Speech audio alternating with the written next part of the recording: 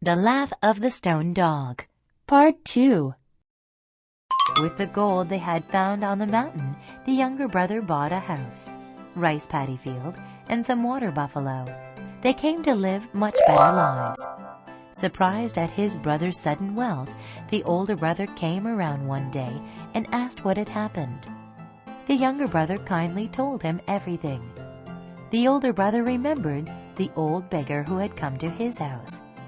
He felt terrible after hearing his brother's story. From that day on, the older brother's front gate was always open to the old beggar.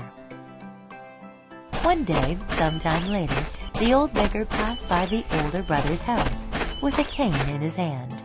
When the older brother saw the beggar, he ran out to the front gate. He prepared a feast with a side dish consisting of a chicken. After finishing the meal, the old man was pleased and thanked the older brother and his wife. The older brother and his wife held the old man's two hands and politely said, "You helped my younger brother. Today, please help us. We will never forget your grace if you do so. Wait in front of the fountain at dawn tomorrow."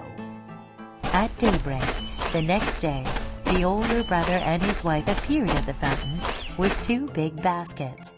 They followed the old man and went to the same meadow where the stone dog stood.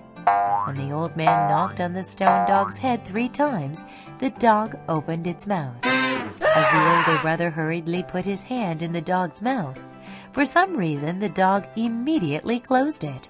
However hard he tried, the older brother was unable to get his hand out.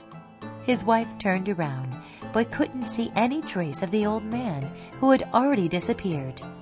Then his wife knelt down, bowed politely, and pulled on her husband's arm as she sobbed. That didn't help, because the stone dog kept its mouth closed shut and didn't move at all. The couple could only look at each other and cry bitterly. From that day on, the wife took food to feed the older brother with every day. She built a tent so that they could be protected from the elements.